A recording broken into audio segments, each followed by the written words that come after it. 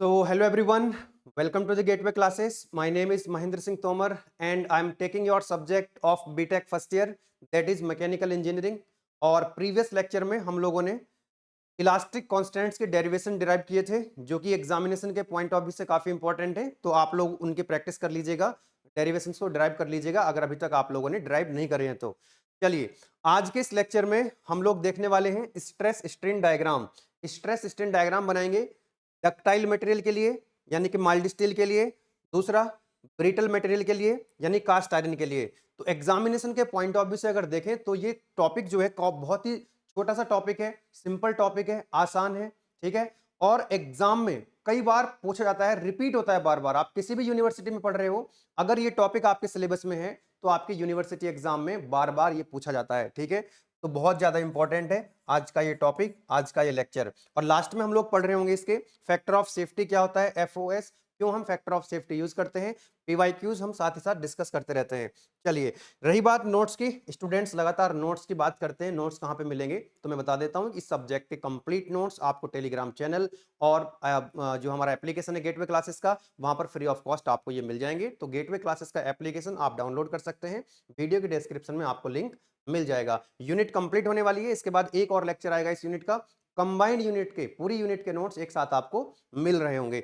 और जिन स्टूडेंट्स को नहीं पता है कि इस सब्जेक्ट के साथ साथ बाकी के जो सब्जेक्ट्स हैं हमारे एप्लीकेशन के अंदर चल रहे होते हैं, यानी कि बीटेक फर्स्ट ईयर के सभी सब्जेक्ट्स वेल ऑर्गेनाइज्ड मैनर में, एक सिस्टमेटिक मैनर में आपको एप्लीकेशन के अंदर मिल जाएंगे, जहां पर आपको वीडियो लेक्चर्स मिलेंगे, पीडीएफ नोट्स मिलेंगे, डीपीपी मिलेंगी अगर जरूरत है तो, और पीवाईक्यूज मिल रहे होंगे आपको। यानी पूरी यूनिवर्सिटी का जो सिलेबस है, जिस भी यूनिवर्सिटी में आप पढ़ रहे हैं, पूरा सिलेबस आपको एप्लीकेशन के अंदर बहुत ही शानदार तरीके से कवर कराया जाता है। पूरा जो कंटेंट है वो रिजल्ट ओरिएंटेड है, एग्जाम ओरिएंटेड है। बहुत सारे स्टूडेंट्स कोर्स के अंदर ऑलरेडी एनरोल कर चुके हैं, अपनी पढ़ाई को बहुत अच्छे से कर रहे हैं। आप लोग भी अगर एनरोल करना चाहते हैं तो फुल कोर्स का लिंक, कॉम्बो पैक का लिंक आपको इस वीडियो के डिस्क्रिप्शन में मिल जाएगा। कोर्स के अंदर एनरोल करके आज से ही अपनी पढ़ाई स्टार्ट कर सकते हैं। और अपने जो इंटरनल एग्जाम्स होते हैं कॉलेज के अंदर, सेशनल 1, सेशनल 2, है ना, पीयूटी आपके होते हैं, सेमेस्टर एग्जाम होते हैं, मिड सेम होते हैं, एंड सेम होते हैं, तो आप बहुत अच्छे मार्क्स ला सकते हैं। एकेडमिक में आप बहुत अच्छा परफॉर्म कर सकते हैं। चलिए तो फिर क्लास को स्टार्ट करते हैं। Stress strain diagram for ductile and brittle material. तो थोड़ा सा माहौल बनाने का प्रयास करते हैं यहाँ पर, कि जो आपका यहाँ पर एक्चुअली हम बात करेंगे कि देखिए बहुत सारे मटेरियल हो सकते हैं, है ना। माइल्ड स्टील है, कास्ट आयरन है, कॉपर है, एल्यूमिनियम है, बहुत सारे आपके पास मेटल हो सकते हैं, उनके अलॉयज हो सकते हैं। लेकिन हमारे सिलेबस के हिसाब से अगर हम देखें तो हमको माइल्ड स्टील के लिए और कास्ट आयरन के लिए स्ट्रेस स्ट्रेन डायग्राम बनाना होता है। तो देखो जरा यहाँ पे, ये जो आप डायग्राम देख रहे हैं, this is the stress strain diagram for mild steel, बोले तो डक्टाइल मटेरियल के लिए। एक्चुअली डक्टाइल मटेरियल को भी अभी समझ लेंगे, एक लाइन में देखेंगे कि डक्टाइल मटेरियल क्या होता है, ठीक है। अब डक्टाइल मटेरियल के अंदर भी बहुत सारे मटेरियल्स आ सकते हैं, लेकिन हमको क्या बनाना है, माइल्ड स्टील के लिए बनाना है। माइल्ड स्टील जो है वो डक्टाइल मटेरियल का एक अच्छा एग्जांपल है। तो आप ये देख सकते हैं, ये वाई एक्सिस पे हम स्ट्रेस को लिखते हैं, एक्स एक्सिस पे हम स्ट्रेन को लिखते हैं, और इस तरह का ये कर्व बन के आता है। तो बस सिंपल सा ये कर्व आपको ड्रॉ करना है, इस तरह की शेप आपको बना करके देख लेनी होगी कॉपी में। जब आप प्रैक्टिस करेंगे इसकी तो बड़े आराम से बन जाएगा, सिंपल सा डायग्राम है। एग्जाम में आप लिख के आएंगे, लॉन्ग क्वेश्चन आता है यहाँ से, ठीक है ना। समझेंगे इसको, कौन कौन से पॉइंट्स हैं जो एक्सप्लेन करने होते हैं। इसी तरह से आप देखेंगे, ये तो और भी सिंपल है, ये है आपका ब्रिटल मटेरियल, कास्ट आयरन का स्ट्रेस वर्सेस स्ट्रेन डायग्राम है। ये ऐसा कर्व यहाँ पे बन रहा होता है। तो चलिए, बेसिकली आप ये देख पा रहे हैं कि ये जो स्ट्रेस स्ट्रेन डायग्राम है, ये जो स्ट्रेस वर्सेस स्ट्रेन डायग्राम है, ये जो कर्व बन रहा है, बेसिकली ये क्या है आपका, ये ग्राफिकल रिप्रेजेंटेशन है किसका, स्ट्रेस और स्ट्रेन के बीच में। किसी भी, अब अच्छा, ये जो मेटल का जो ग्राफ आया है ना मटेरियल का, ये माइल्ड स्टील के लिए है, इसकी शेप कुछ इस तरह की है। कास्ट आयरन के लिए शेप है वो कुछ इस तरह की बन रही है। अब कोई और मेटल का आप डायग्राम बनाना चाहोगे, कर बनाना चाहोगे, तो उसकी शेप कुछ और आएगी। ये एक्सपेरिमेंट्स आते हैं, ये जो कर बनते हैं कि भाई शेप ऐसी जाएगी, ऐसे करके ऐसे आ रही है, ये पॉइंट्स कहां से मिलते हैं, एक्सपेरिमेंट से मिलते हैं। तो ये भी मैं आपको एक्सप्लेन करूंगा कि ये डायग्राम बनते कैसे हैं। एक यूनिवर्सल टेस्टिंग मशीन होती है। तो वापस आते हैं अभी इसमें, थोड़ा सा बेसिक अंडरस्टैंडिंग देख लेते हैं इसकी, ठीक है, क्योंकि लॉन्ग क्वेश्चन आता है, तो जितना लॉन्ग क्वेश्चन में ज्यादा लिख के आएंगे उतने मार्क्स आपको ज्यादा मिलते हैं, ये बात आप जानते हैं। थ्योरेटिकली देखिए, एक चीज और मैं आपको बता देता हूं लेक्चर को अभी स्टार्ट करने से पहले, कि देखो जब आप एग्जाम में एग्जाम पेपर लिख के आते हो, अपना क्वेश्चन पेपर को अटेम्प्ट करके आते हो, कई बार हमको लगता है कि हम पूरा क्वेश्चन पेपर अटेम्प्ट करके आए हैं, लेकिन हमको मार्क्स उतने नहीं मिले जितने मिलने चाहिए थे। रिजल्ट आने के बाद ऐसा लगता है। तो उसमें 2-3 चीज़ें आपको ध्यान में रखनी होती हैं। जो वे ऑफ रिप्रेजेंटेशन है, वो जितना अच्छा होगा, उतने अच्छे मार्क्स आपको मिलेंगे। दूसरी चीज़ आपको ये ध्यान रखनी है, बहुत सारे स्टूडेंट्स ये पूछते भी हैं कि हमको जो लॉन्ग क्वेश्चन है, 7 मार्क्स का क्वेश्चन है, लॉन्ग क्वेश्चन, उसमें कितना लिखना चाहिए?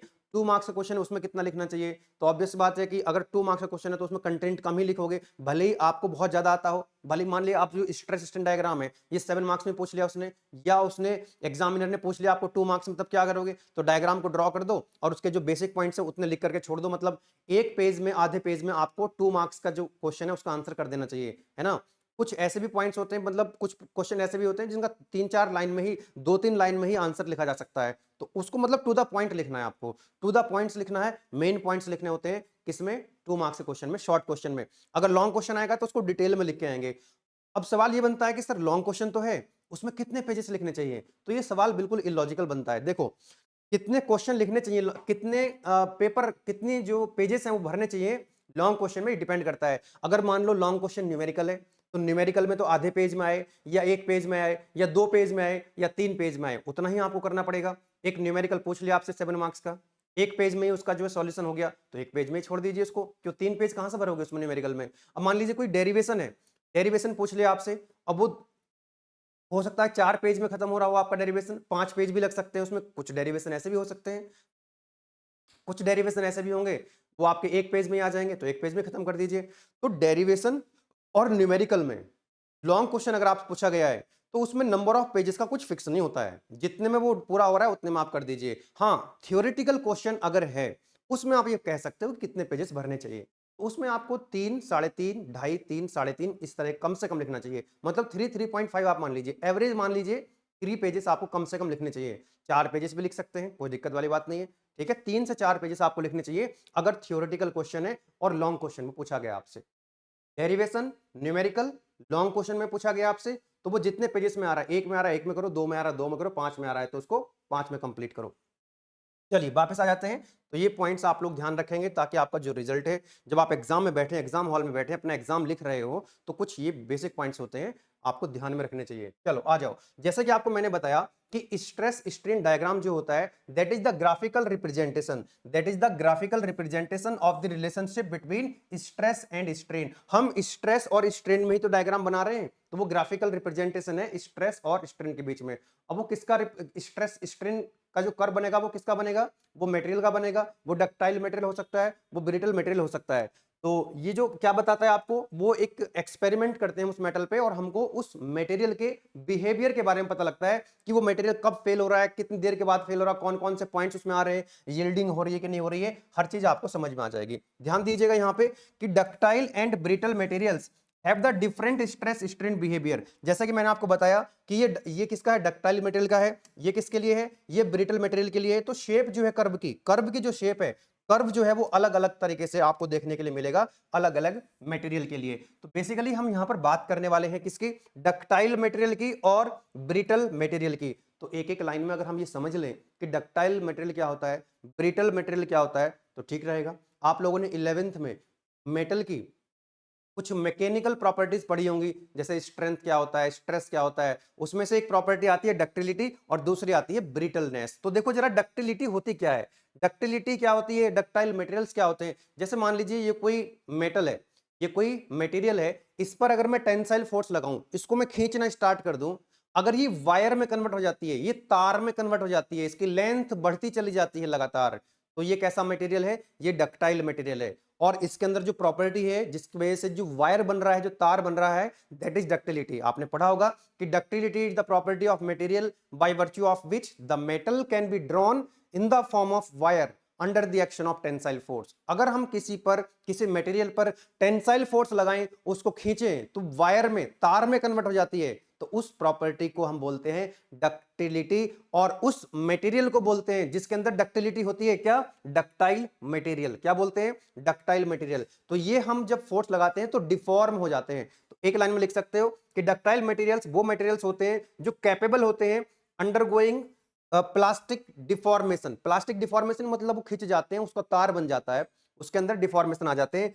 माइल्ड स्टील जो है mild steel is one of the best example of ductile material. इसलिए अब माइल्ड स्टील का ही हमको क्या करना है, डायग्राम बनाना है।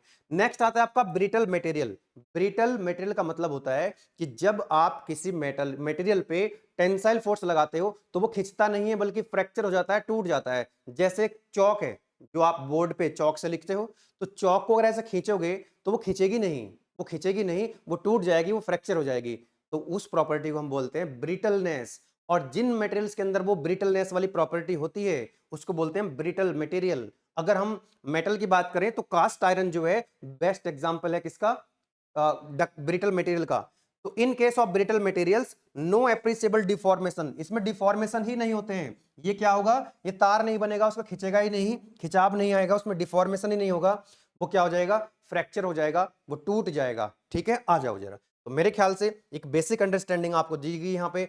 अब बात आती है कि ये जो कर्व आप बनाओगे, ये जो कर्व बन रहा है ये कहां से बनेगा, कैसे बनेगा, ये कहां से हमको पॉइंट मिले होंगे। देखो जरा ध्यान से देखो, अगर ये आपका एक्स होता, ये वाई एक्सिस होती, आप कर्व बनाते हो तो आपको क्या चाहिए होते हैं, कुछ पॉइंट चाहिए होते हैं, x1 x2 y1 y2 x3 x1 y1, है ना। ये पॉइंट मान लो एक पॉइंट है आपके पास x1 y1, है ना, ये कोई पॉइंट मिल गया आपको। यहाँ पे आपको दूसरी वैल्यू मिल गई x2 y2, दूसरा पॉइंट मिल गया, मान लो यहाँ पे आ गया x3 y3। इस तरह से आप बनाते हो ना, तो इस तरह से आपको डिफरेंट डिफरेंट पॉइंट्स मिलेंगे और यहाँ पर दिखा दोगे, उनको शो करोगे और फिर उनको आप मिला दोगे तो एक कर्व की जो है शेप मिल जाएगी। वही करना है अब यहाँ आपको। एक्स की जगह क्या है, यहाँ पे स्ट्रेन है, वाई की जगह क्या है, यहाँ पर स्ट्रेस है।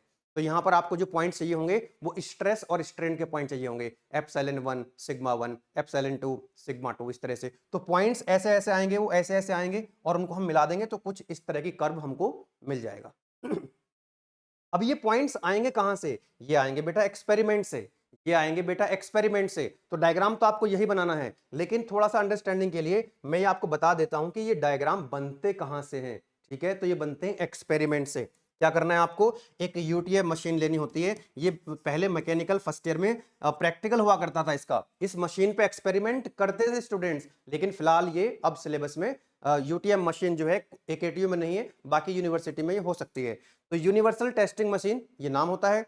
अब हमको क्या करना है, जैसे हमने बात करी डक्टाइल मटेरियल की और ब्रिटल मटेरियल की, तो देखो जो डक्टाइल मटेरियल होते हैं, जैसे मैंने एग्जांपल आपको दिया था क्या, माइल्ड स्टील का, माइल्ड स्टील का एग्जांपल मैंने आपको दिया था। तो ये माइल्ड स्टील है, तो क्या करना है आपको, इस तरह का एक स्पेसिमेन लेना है जिसकी लेंथ आपको पता होगी, जिसका डायमीटर आपको पता होगा, जिसका क्रॉस सेक्शन एरिया आपको पता होगा। Are you getting my point. तो ये स्पेसिमेन ले लेना है आपको इस तरह से, और इसको यहां पर फिट कर दोगे कहां पे, यूनिवर्सल टेस्टिंग मशीन में। यूटीएम बोले तो यूनिवर्सल टेस्टिंग मशीन में इसको लगाओगे। अब ये आपने यूनिवर्सल टेस्टिंग मशीन में इस तरह से फिक्स कर दिया, इस तरह से।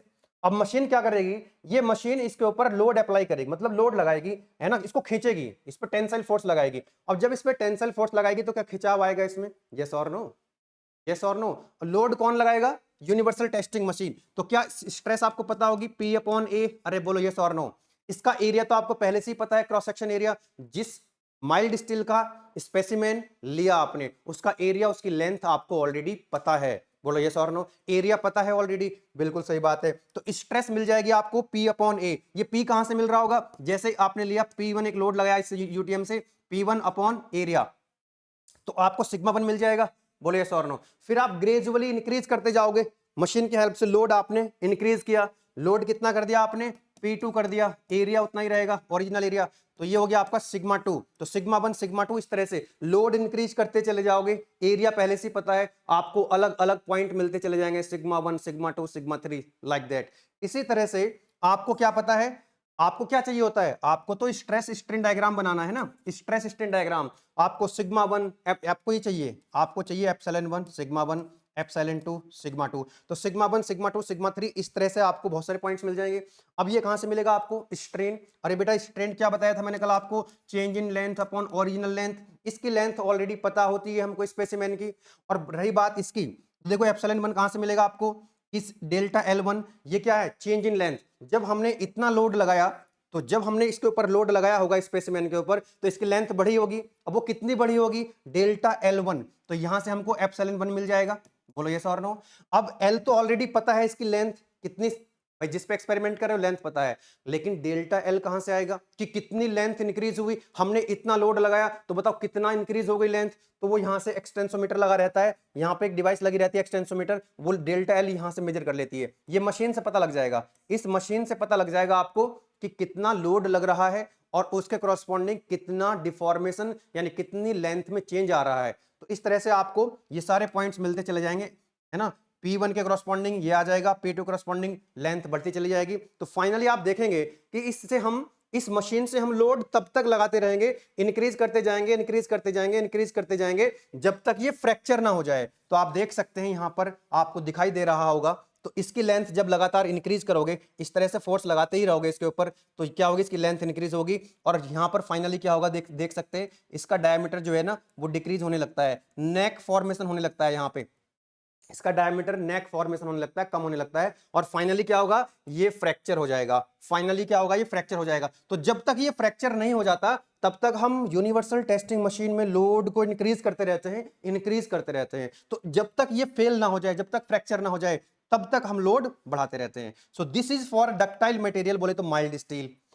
उसी तरह से हम जब कास्ट आयरन की बात करेंगे यानी कि ब्रिटल मेटल की बात करेंगे, तो जैसे ही आप यहां पर इस स्पेसिमेन को लगाओगे, किसका, कास्ट आयरन का, तो कास्ट आयरन का स्पेसिमेन आपने लगाया यहां पे और लोड लगाना स्टार्ट किया, वो तुरंत ही क्या होगा, थोड़ी देर के बाद ही फ्रैक्चर हो जाएगा और सडन फ्रैक्चर होगा। कुछ इस तरह से फ्रैक्चर आपको देखने के लिए मिलेगा। तो इसका डायमीटर कम नहीं होता है, इसकी खिंचाव नहीं आता, इसकी लेंथ बहुत ज्यादा बढ़ती नहीं है, सडन सडन फ्रैक्चर हो जाता है, टूट जाता है एकदम से।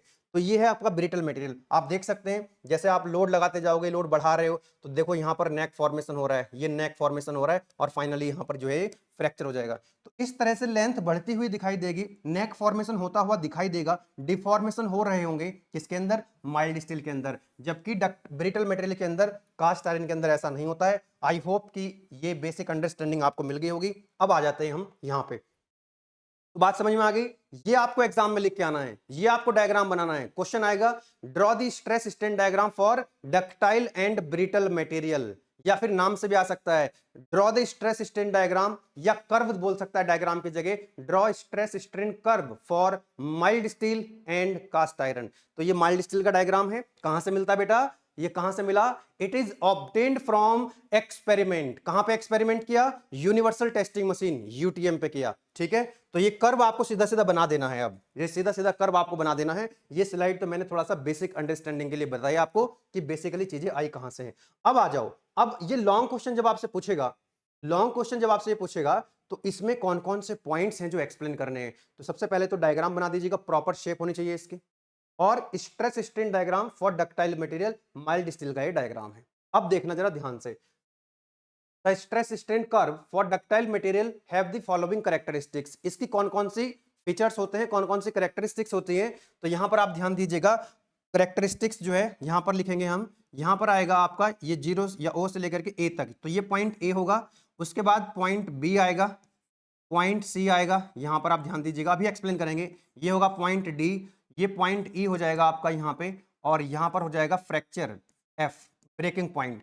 तो यहां पर आपको जीरो से लेकर के ओ से लेकर के ए तक, पॉइंट ए क्या है यहाँ पे, इसको एक्सप्लेन करना है, फिर बी पॉइंट क्या है, इसको एक्सप्लेन करना है, सी डी ई एफ, इन सभी पॉइंट्स को आपने हेडिंग डाल डाल करके एक्सप्लेन करना है, ठीक है। वो सब आपको नोट्स के अंदर मिलेगा, कैसे आपको लिख के आना है। सबसे पहला पॉइंट देखो जरा, यहां से आपने लोड लगाना स्टार्ट किया मशीन पे, और उसके अंदर क्या आएगी, स्ट्रेन आना स्टार्ट हो जाएगी, स्ट्रेस डेवलप होना स्टार्ट हो जाएगी। तो आप देखेंगे कि जो पॉइंट्स मिल रहे होंगे यहाँ पे, तो एक पॉइंट ऐसा आएगा, एक पॉइंट यहां तक जो बिहेवियर है ना, यहां से लेकर के यहां तक का बिहेवियर आपको देखना होगा उसका, तो ये कर्व से पता लगेगा। तो देखेंगे यहां पर लिखा हुआ है प्रोपोर्शनल लिमिट ए, ये जो पॉइंट ए है बेटा, इसका नाम क्या है, इसका नाम है प्रोपोर्शनल लिमिट। क्या लिखेंगे प्रोपोर्शनल लिमिट के अंदर, नाम से ही पता लग रहा है आपको भाई, जैसे आप क्या करते हो, एक्स वाई डायग्राम बनाते हो, तो वाई डायरेक्टली प्रोपोर्शनल टू क्या होता है, एक्स, तो एक स्ट्रेट लाइन आती है ना। तो वही चीज यहां पर लिखी गई है कि ये जो पॉइंट ए है, प्रोपोर्शनल लिमिट जिसको हम बोल रहे हैं, up to this limit stress is a linear function of strain. जैसे y x का लीनियर फंक्शन होता है, इसी तरह से जो स्ट्रेस है वो स्ट्रेन का लीनियर फंक्शन होगा। And materials obey the Hooke's law, Hooke's law हमने पढ़ा था अभी लास्ट लेक्चर में। हुक्स लॉ क्या होता है, कि stress is directly proportional to strain, यही तो होता है, stress directly proportional to strain, यही होता है हुक्स लॉ। तो वहां लिखा भी था हम लोगों ने कि जब हम किसी मटेरियल पर लोड अप्लाई करते हैं विद इन प्रोपोर्शनल लिमिट, तो stress is directly proportional to strain. ऐसा तो होगा stress directly proportional to strain, लेकिन प्रोपोर्शनल लिमिट तक होगा। यही था आपका हुक्स लॉ का स्टेटमेंट। तो ध्यान रखिएगा, इस पॉइंट तक जो है केवल पॉइंट ए तक ही हुक्स लॉ वैलिड होता है, पॉइंट ए के बाद हुक्स लॉ वैलिड नहीं होगा। दूसरी चीज, ये जो 0 से ए तक है is a straight line and the slope represents the value of modulus of elasticity. बड़ा इंपॉर्टेंट पॉइंट है कि यहां से लेकर के यहां तक जो है ये एक स्ट्रेट लाइन होगी। This is the straight line, this is your straight line. क्या कह रहा है कि यहां पर जो यंग्स मॉडुलस है, जो मॉडुलस ऑफ इलास्टिसिटी है, वो इस डायग्राम का स्लोप होता है। जैसे मैं फिर से बना रहा हूं आपके लिए एक्स वाई डायग्राम, ये होता है आपका स्ट्रेट लाइन। बोलो यस और no. Y directly proportional to X, तो यहां पर एक्स की जगह क्या है, स्ट्रेन है, और वाई की जगह क्या है बेटा, स्ट्रेस है। वाई की जगह क्या है, स्ट्रेस है। इसका भी कारण होता है कि एक्स एक्सिस जो होती है ना, जो एक्स होता है वो इंडिपेंडेंट फंक्शन होता है, और y जो है वो x पे डिपेंड करता है। y जो है y x पे डिपेंड करता है। तो इसी तरह से यहां पर जो स्ट्रेन है ये इंडिपेंडेंट है, इसीलिए हम x एक्सिस पे आप उसको लिखते हैं जो इंडिपेंडेंट होता है, और y एक्सिस पे आप उसको लिखते हैं जो x पे डिपेंड करता है। ठीक है ना। तो जो स्ट्रेस है वो स्ट्रेन पर डिपेंड करती है, मतलब पहले स्ट्रेन आती है उसके बाद स्ट्रेस आता है। बात समझ में आ रही है, ध्यान दीजिएगा। तो जैसे y directly proportional to x है, यहां पर stress directly proportional to strain है। तो जब आपने ये इक्वेशन पढ़ी होगी, प्रोपोर्शनलिटी का साइन रिमूव करते हो तो y इज इक्वल टू क्या आ जाता है बेटा, mx आ जाता है। तो m क्या होता है, एक्स वाई डायग्राम का स्लोप। तो यहां पर जब स्ट्रेस, यहां से प्रोपोर्शनलिटी का साइन रिमूव किया था तो क्या आया था आपको, कैपिटल E मिला था, और ये जो कैपिटल E होता है that is equal to stress upon strain. बात समझ में आ रही है। तो यहां पर जो एक्स वाई डायग्राम का स्लोप m होता है, तो यहां पर m की जगह क्या आ गया है, कैपिटल E। तो जब x की जगह स्ट्रेन है, y की जगह स्ट्रेस है, और m की जगह क्या है, कैपिटल E है, तो m एक्स वाई डायग्राम का स्लोप होता है, m एक्स वाई डायग्राम का स्लोप होता है, तो capital E stress versus strain diagram का स्लोप होगा। और ये जो स्लोप है दैट विल रिमेन्स कांस्टेंट, कहां तक, पॉइंट ए तक। ठीक है ना। चलो आगे बढ़ते हैं, आगे बढ़ते हैं नेक्स्ट। तो पॉइंट ए के बारे में आपको समझ में आ गया क्या लिख के आना है। नेक्स्ट आता है पॉइंट बी। पॉइंट बी जो होती है उसको हम बोलते हैं इलास्टिक लिमिट। अरे क्या बोलेंगे इसको, that is elastic limit. Elastic limit क्या होता है समझना, मतलब यहां पर देखो कि पॉइंट ए के बाद जस्ट आ जाती है पॉइंट बी। ये है प्रोपोर्शनल लिमिट, ये है इलास्टिक लिमिट। इलास्टिक लिमिट का मतलब क्या होता है उसको जरा ध्यान से समझ लीजिए। जब आप किसी मेटल के ऊपर लोड लगाते हो, जैसे आपने स्प्रिंग को ऐसे कंप्रेस किया, फिर लोड हटाया, तो वो अपनी ओरिजिनल शेप में आ जाता है। तो ऐसे क्या है, जो सॉलिड मटेरियल्स हैं आपके, जैसे कि मान लीजिए कोई रॉड है, ये माइल्ड स्टील की है, मैंने इसके ऊपर लोड लगाया, इसको खींच दिया और फिर लोड को रिमूव कर दिया। भाई जब मैं इसके ऊपर लोड लगाऊंगा तो इसकी लेंथ में थोड़ा सा क्या आएगा, इंक्रीज होगी इसकी लेंथ, इसकी शेप चेंज होगी, इसका साइज चेंज होगा, इसकी डायमेंशन चेंज होंगी, मतलब ये डिफॉर्म हो जाएगी। लेकिन जैसे ही मैं लोड को हटाऊंगा तो ये अपनी ओरिजिनल शेप में वापस आ जाएगी। जहां जो इसके मॉलिक्यूल्स थे वो अपनी ओरिजिनल पोजीशन को ऑक्यूपाई कर लेंगे फिर से। फिर क्या होगा, मैंने फिर लोड इंक्रीज किया, फिर लोड को हटाया, फिर ओरिजिनल शेप एंड साइज में वापस आ गई। फिर मैंने लोड इंक्रीज किया, लोड को फिर रिमूव किया, फिर अपनी ओरिजिनल शेप एंड साइज में वापस आ गई। लेकिन ऐसा कब तक होता रहेगा, कोई तो लिमिट होगी ना, कि एक ऐसे लिमिट आएगी, एक ऐसे लिमिट आएगी कि उस लिमिट के बियॉन्ड ज्यादा लोड लगाओगे और लोड को जब हटाओगे तो बॉडी अपनी ओरिजिनल शेप एंड साइज में वापस नहीं आएगी। उस लिमिट को ही क्या बोलते हैं, इलास्टिक लिमिट बोलते हैं। क्या बोलते हैं, इलास्टिक लिमिट बोलते हैं। और उन मटेरियल्स को बोलते हैं इलास्टिक मटेरियल, और उस प्रॉपर्टी को बोलते हैं इलास्टिसिटी। याद आ रहा होगा आपको। तो देखो जरा यहां पे elastic limit B, it represents the maximum stress up to which the material is still to regain its original shape and size after removal of load, and up to this point the deformation is recoverable. मतलब permanent deformation नहीं होते हैं। ध्यान दो एक बार, आओ जरा यहां पे। मतलब ये कह रहा है कि पॉइंट बी एक ऐसा पॉइंट है कि हमने यहां तक लोड लगाया, लोड को हटाया, तो वापस ओरिजिनल शेप एंड साइज में बॉडी आ गई, यहां तक, यहां तक, यहां तक, यहां तक, ऐसा बी तक होता रहेगा। पॉइंट बी तक, यानी यहां पर आप कहीं भी लोड अप्लाई करोगे, लोड को रिमूव करने के बाद body will regain its original shape and size. लेकिन पॉइंट बी के बाद, अच्छा बी तक क्या होगा, बॉडी अपनी ओरिजिनल शेप एंड साइज वापस आ गई, जो डिफॉर्मेशन उसके अंदर आए थे जो शेप एंड साइज चेंज हुआ था वो डिसअपियर हो गए, अपनी ओरिजिनल शेप साइज में वापस आ गई। लेकिन बी के बियॉन्ड, इस पॉइंट बी के बाद अगर आप लोड अप्लाई करोगे तो लोड को हटाने के बाद बॉडी अपनी ओरिजिनल शेप एंड साइज में वापस नहीं आएगी, उसके अंदर परमानेंट डिफॉर्मेशन आ जाएंगे, permanent deformation, inelastic deformation आ जाएंगे, प्लास्टिक डिफॉर्मेशन उसके अंदर आ जाएंगे। मतलब यहां तक जो है इसके इधर इधर जो स्ट्रेन है ये डिसअपियर हो सकती है, लेकिन इसके बियॉन्ड ये प्लास्टिक डिफॉर्मेशन है, इधर प्लास्टिक रीजन है, इधर इलास्टिक रीजन है। ठीक है, बात समझ में आ रही है? तो पॉइंट बी भी आपका क्लियर हो गया होगा। Now come to the point C. ये जो पॉइंट सी है और ये पॉइंट डी है, इसको बोलते हैं अपर यील्ड पॉइंट, इसको बोलते हैं डी को लोअर यील्ड पॉइंट। लिखा हुआ है यहाँ पे पॉइंट सी जो है वो अपर यील्ड पॉइंट है और जो डी पॉइंट है उसको हम लोअर यील्ड पॉइंट कहते हैं। क्या कहते हैं? लोअर यील्ड पॉइंट कहते हैं। तो beyond the elastic limit the material show the considerable strain even though there is no increase in load. जरा ऑब्जर्व करो ध्यान से इस डायग्राम को।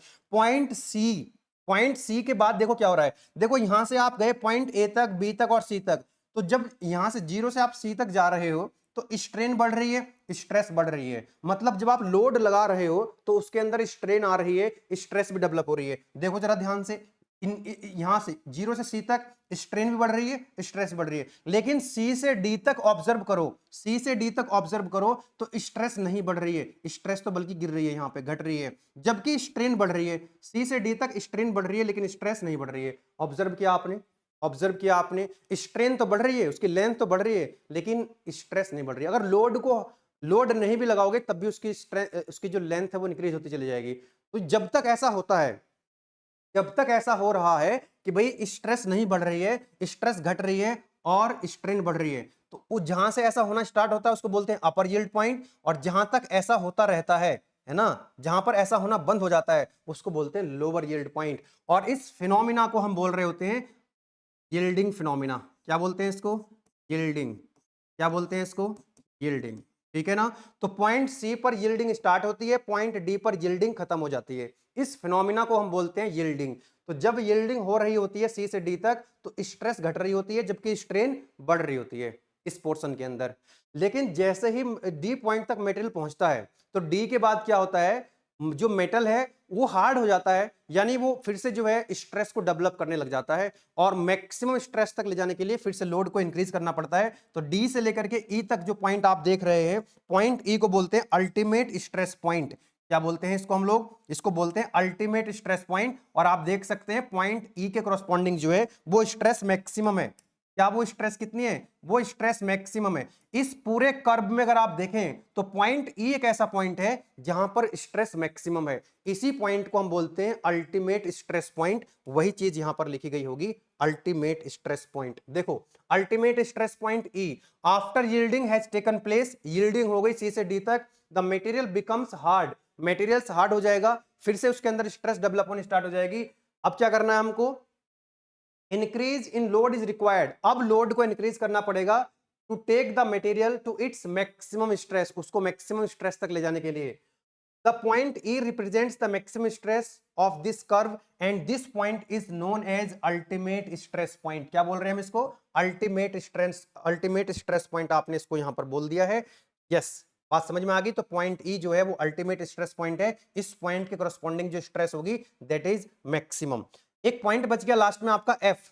अब आपने क्या देखा है, जो पोर्शन ई एफ है, ई से एफ वाला जो पोर्शन है, यहां पर हमको ये देखने के लिए मिलता है। और ये सब एक्सपेरिमेंट से आ रहा होता है, ये सब एक्सपेरिमेंट से आपको मिल रहा होता है। हमने देखा एक्सपेरिमेंट में कि ई से एफ वाला जो पोर्शन है, यहां पर आप देख रहे हैं जो सडन फॉल हो रहा है स्ट्रेस में। तो देखो स्ट्रेस जो है घटने लग गई है और एक पॉइंट ऐसा आएगा कि जो फ्रैक्चर हो जाएगा, यानी कि वो टूट जाएगा। यानी कि यहां पर जो पॉइंट आएगा, जब ये क्या होगा, फ्रैक्चर हो जाएगा, ये टूट जाएगा, उस पॉइंट को क्या बोला जाएगा? That is known as breaking point या फ्रैक्चर पॉइंट। यहां पर लिखा होगा ब्रेकिंग पॉइंट।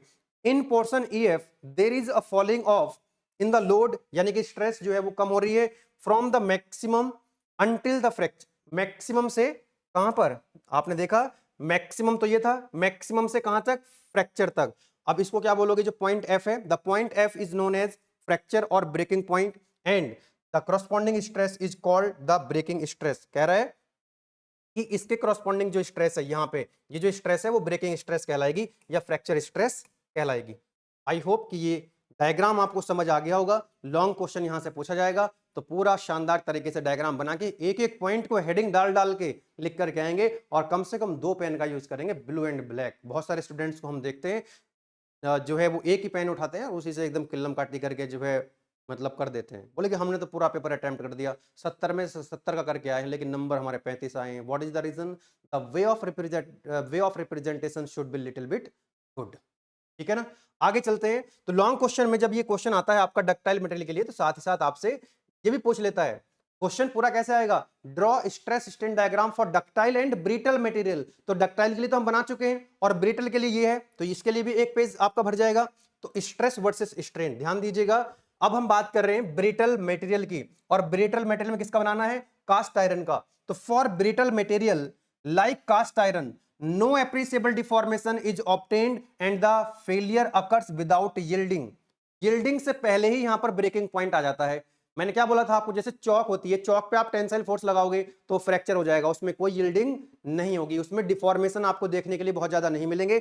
जैसे आपने यहां पर देखा, यहां पर इस डायग्राम में क्या देखा आपने कि हम पहले गए proportional limit, elastic limit, upper yield point, lower yield point, ultimate stress, fracture point. तो यहां पे आके फ्रैक्चर हुआ था, यहां पे यील्डिंग है। अब जो कास्ट आयरन होगा, यील्डिंग से पहले यहीं पर फ्रैक्चर हो जाएगा। ये जो फ्रैक्चर पॉइंट डक्टाइल मटेरियल में यहां पे आ रहा था, ये फ्रैक्चर पॉइंट यहां पे शिफ्ट हो जाएगा, तो फ्रैक्चर पॉइंट आपका यहीं पे आ जाएगा। This is the fracture point, यहां पे फ्रैक्चर हो जाएगा, यहीं पर हो जाएगा क्या, फ्रैक्चर। यहां पर ही क्या हो जाएगा इसका, ये आपका फ्रैक्चर पॉइंट है। यील्डिंग से पहले क्या हो गया, फ्रैक्चर हो गया। ठीक है ना, तो ये ध्यान रखेंगे हम लोग कि ductile materials give the indication before failure, brittle materials fail suddenly without any indication, कोई इंडिकेशन नहीं मिलता है, तुरंत फेल हो जाता है। जैसे यहां पर आप देखेंगे, अगर आप ये है डक्टाइल मटेरियल, तो यहां पर आपको नेक फॉर्मेशन, देखो नेक फॉर्मेशन दिख रहा है आपको, धीरे धीरे धीरे धीरे आपको इसकी लेंथ बढ़ती हुई दिखाई देगी, नेक फॉर्मेशन होगा तब जाकर के फ्रैक्चर होगा। जबकि जो आपका कास्ट आयरन होता है, जो आपका ब्रिटल मटेरियल होता है, वो सडन फेलियर हो जाता है, उसको इंडिकेट भी नहीं करता, एकदम से फेल हो जाएगा, पता ही नहीं चलेगा आपको, तुरंत फ्रैक्चर हो जाएगा। So this is all about the stress strain diagram for ductile and brittle material. I hope कि आपको ये पूरा जो टॉपिक है वो समझ आ गया होगा। ठीक है ना, डायग्राम की जो शेप है, जो कर्व बनता है, उसको ध्यान से बनाइएगा। चलो अब आ जाते हैं 2 नंबर में, कई बार ये पूछ लेता है फैक्टर ऑफ सेफ्टी क्या होता है। ठीक है, सिलेबस में भी आपके लिखा हुआ है। तो factor of safety is defined as the ultimate stress to the working stress. Ultimate stress क्या होती है, ये आपने देखा अभी। अल्टीमेट स्ट्रेस क्या होती है, ये जो स्ट्रेस होती है, जो मैक्सिमम स्ट्रेस होती है, इसी को हम अल्टीमेट स्ट्रेस बोलते हैं। और जहां पर आकर तो जो कंपोनेंट है वो फेल हो जाता है। लेकिन किसी भी कंपोनेंट को जब डिजाइन किया जाता है, आप स्कूटी चलाते होंगे, बाइक चलाते होंगे, ठीक है ना, एरोप्लेन है ना, एयरक्राफ्ट हो गया, जितने भी आप देख सकते हैं व्हीकल्स इस दुनिया में, जो कुछ भी है, जितने भी कंपोनेंट्स बने हुए हैं, उन कंपोनेंट्स को जब डिजाइन करा जाता है, तो वो फेल होने का क्या मतलब होता है, फेल होने का मतलब ये नहीं होता है कि वो टूट जाए तभी फेल होंगे। ऐसा नहीं है कि इस पॉइंट पे आकर के वो मेटेरियल फेल होगा, अरे फेल तो वो यहीं हो चुका है पहले ही। फेल होने का मतलब है कि जब कोई भी कंपोनेंट अपना प्रॉपर फंक्शन करना बंद कर दे, है ना, उसको बोलते हैं क्या, वो फेल हो गया। जैसे ये सीलिंग फैन लगा हुआ है ना, इस पे क्या लोड लगा हुआ है नीचे की तरफ, ये घूम रहा है। अब मान लो ये जो रॉड है इसकी, रॉड में खिंचाव आ गया लेकिन टूटी नहीं है अभी, क्या आप फेल होना तभी कहोगे कि अभी टूट जाएगी पूरी जब ये लोगों के ऊपर गिर जाएगी? ऐसा तो नहीं है। अगर इसमें खिंचाव आ गया है थोड़ा सा, तो इसका मतलब वो फेल हो गया, तुरंत उसको रिप्लेस कर देना चाहिए दुर्घटना घटने से पहले। ठीक है ना, ऐसे बहुत सारे कंपोनेंट्स होते हैं, अगर लग रहा है कि ये थोड़ा सा गड़बड़ कर रहा है, या ऐसा नहीं कि टूट जाएगा तभी उसको फेल होना मानोगे, नहीं। फेल होने का मतलब है कि कोई भी कंपोनेंट प्रॉपर फंक्शन करना बंद कर दे, तो उसको हम बोलेंगे कि ये फेल हो चुका है। ठीक है ना, तो किसी भी कंपोनेंट के अंदर, जैसे ये सीलिंग फैन की रॉड है, इस सीलिंग फैन की रॉड में कितना स्ट्रेस डेवलप होना चाहिए और कितना मैक्सिमम स्ट्रेस डेवलप हो सकता है, तो मैक्सिमम तो ये है, लेकिन इतने स्ट्रेस तक लेके नहीं जाना है इसको, फेल हो जाएगा, ये गिर जाएगा किसी के ऊपर। इसके अंदर कितना स्ट्रेस डेवलप हो सकता है, जो वर्किंग स्ट्रेस है, तो जो मैक्सिमम स्ट्रेस होती है और वर्किंग स्ट्रेस का जो रेशियो होता है, उसी को हम क्या बोल रहे होते हैं, फैक्टर ऑफ सेफ्टी बोल रहे होते हैं। क्या बोलते हैं बेटा, उसी को हम फैक्टर ऑफ सेफ्टी बोलते हैं। तो वही चीज यहां पर लिखी गई है, क्या बोलते हैं उसको हम लोग, factor of safety. Yes, box से बंद कर देंगे इसको।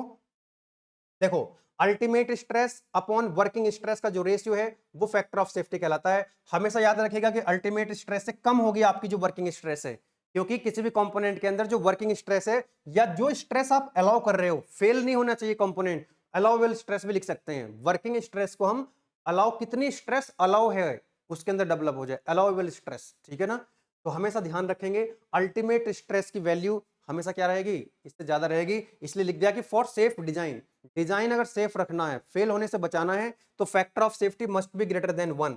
जो फैक्टर ऑफ सेफ्टी है that must be greater than 1। अगर फैक्टर ऑफ सेफ्टी की वैल्यू 1 होगी, इसका मतलब वो फेल हो सकता है, क्योंकि फिर तो ये मतलब हो गया कि वर्किंग स्ट्रेस अल्टीमेट स्ट्रेस की क्या हो जाएगी, बराबर हो जाएगी। तो फैक्टर ऑफ सेफ्टी की वैल्यू हमेशा यूनिटी से ज्यादा होगी, 1 से ज्यादा होगी।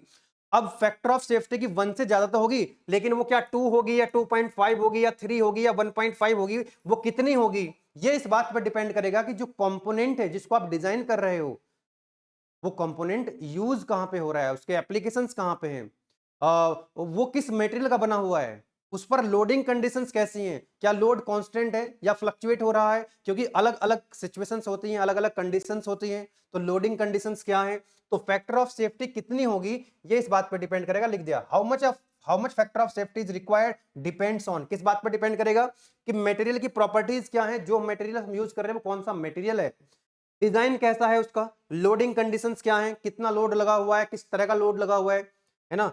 अनसर्टेनिटीज जो है, अब अनसर्टेनिटी जैसे मान लीजिए आप स्कूटी ना, स्कूटी चला रहे हैं आप लोग, स्कूटी के बहुत सारे कंपोनेंट्स बने हुए हैं, उसमें बहुत सारे कंपोनेंट्स बने हुए हैं, तो हर एक कंपोनेंट्स की अब क्या जब उसको डिजाइन करा गया होगा तो फैक्टर ऑफ सेफ्टी दी गई होगी वहां पे।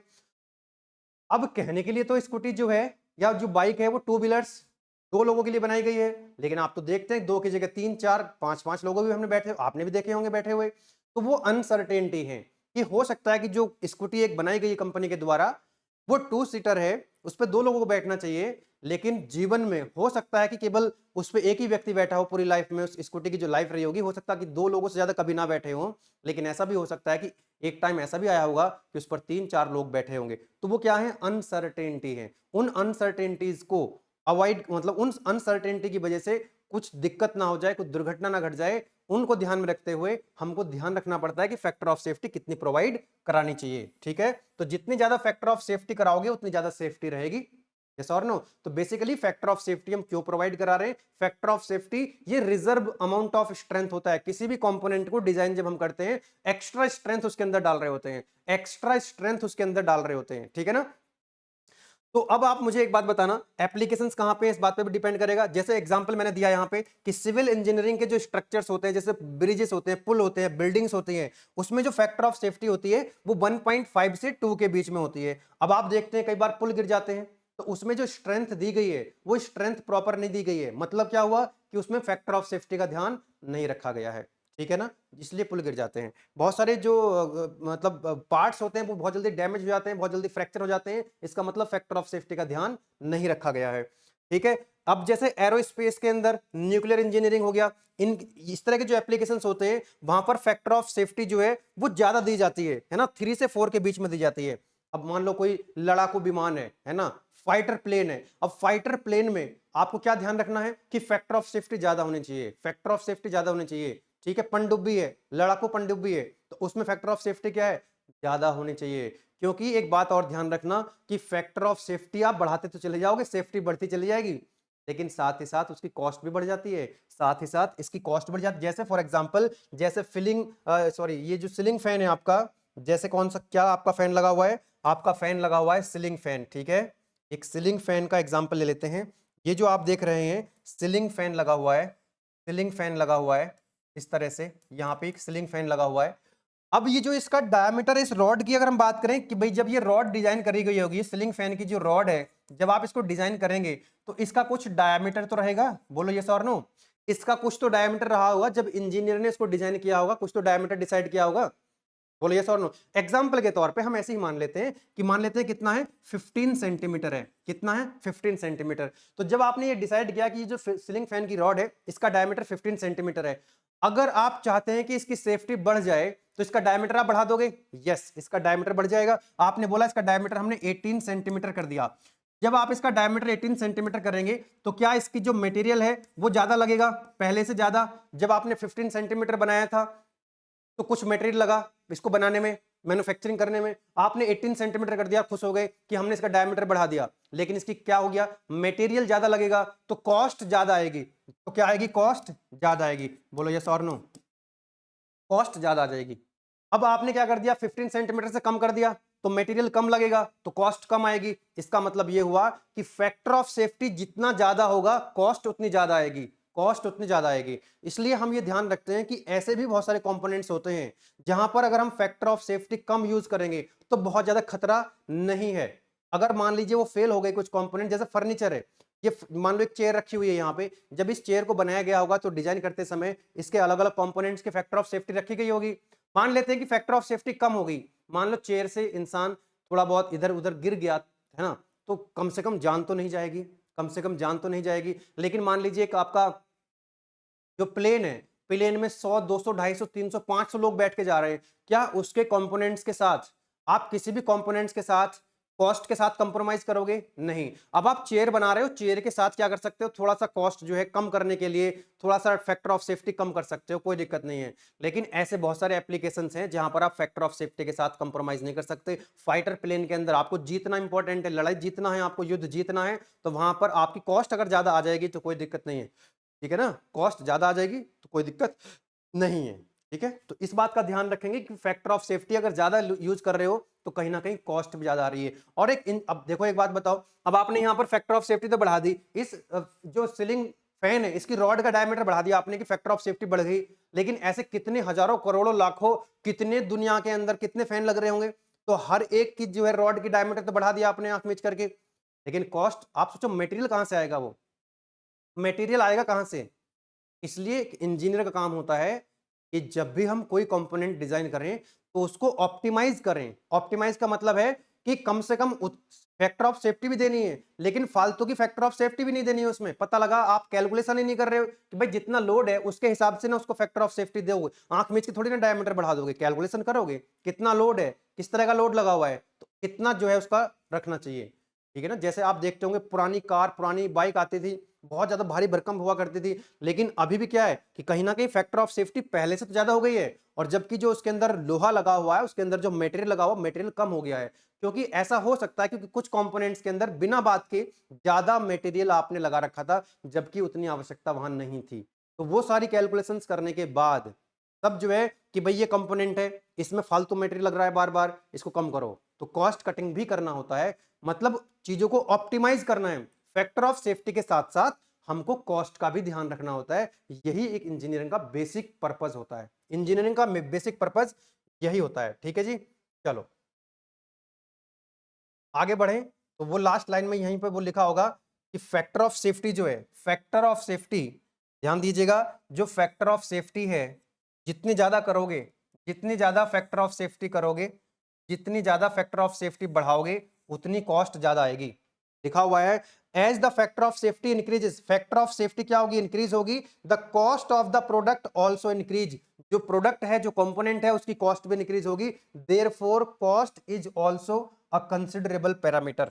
इसलिए ये क्या है, कंसिडरेबल पैरामीटर है। तो थोड़ा सा मैंने इसको डिटेल कर दिया है आपको, हालांकि ये क्वेश्चन अगर आएगा तो 2 मार्क्स में आता है, शॉर्ट क्वेश्चन आता है, या लॉन्ग क्वेश्चन में आएगा तो इसके साथ कोई और क्वेश्चन भी जुड़ करके आएगा। जैसे बोल देगा define factor of safety, also draw stress strain diagram for ductile and brittle material, तो लॉन्ग क्वेश्चन के साथ जुड़ करके आएगा। अगर अलग से आएगा तो 2 मार्क्स में आएगा, एंड 2 मार्क्स के हिसाब से पूरा कंटेंट आपको यहाँ पर दिया हुआ है। बेसिक अंडरस्टैंडिंग क्या होती है, फैक्टर ऑफ सेफ्टी का क्या मतलब होता है, वो मैंने आपको यहाँ पर बता दिया है, ठीक है। जैसे आपका जो एक और एग्जांपल अगर हम ले, जैसे आपका बाइक होती है, स्कूटी होता है, बसेस हैं, ट्रैक्टर, इनमें सब में क्या होता है, जो पेट्रोल का टैंक होता है या जो कोई गैस अगर उसके अंदर यूज हो रही है, डीजल यूज हो रहा है, तो उसमें रिजर्व वाला ऑप्शन होता है। तो ऐसा होता है कई जगह की, मान लीजिए कोई बाइक है उसके अंदर रिजर्व में कितना पेट्रोल है, मान लीजिए 1 लीटर रिजर्व में पेट्रोल आता है, तो उसकी कुछ एक तरह से सेफ्टी है, फैक्टर ऑफ सेफ्टी है, वो आपने एक्स्ट्रा उसमें रिजर्व अमाउंट दिया हुआ है।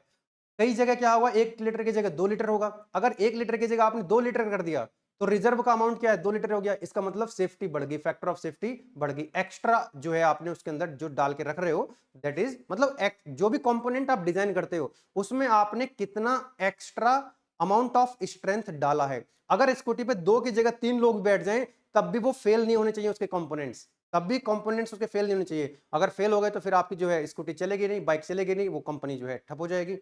उस बात का कंपनी को ध्यान रखना पड़ता है कि इस पे कितने लोग बैठ सकते हैं, अनसर्टेनिटी का भी ध्यान रखना जाता है।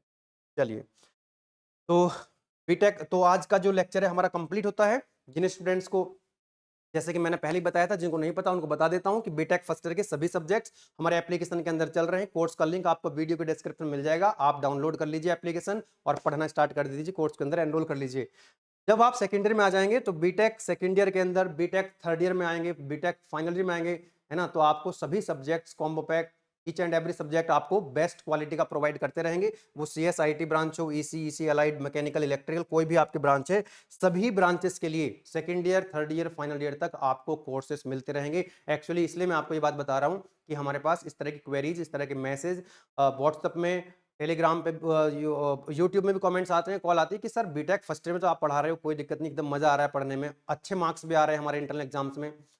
और सीनियर से अगर हम पूछते हैं, जो हमारे अभी स्टूडेंट्स हैं, जो सीनियर्स स्टूडेंट्स हैं, तो वो भी बहुत अच्छा फीडबैक बताते हैं, सेमेस्टर एग्जाम में बहुत अच्छा स्कोर कर सकते हैं। क्या सर हमारे लिए सेकेंड ईयर के कोर्सेज भी अवेलेबल रहेंगे?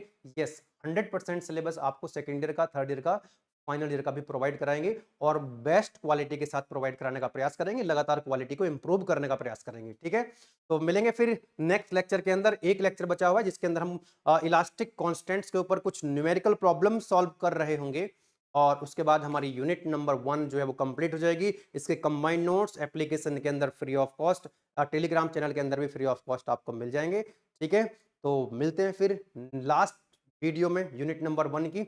जब तक आप लोग प्रैक्टिस कर लीजिए, जो डेरिवेशंस आपको कराए गए हैं या जो पहले हमने फोर्थ सिस्टम के अंदर न्यूमेरिकल कराए हैं वो सारा कवर कर लीजिए। उसके बाद यूनिट नंबर 2 स्टार्ट हम लोग कर रहे होंगे, that is IC engine and electric vehicles. बहुत छोटी सी यूनिट है, I will take 4 lectures in unit number 2, कोई दिक्कत नहीं है।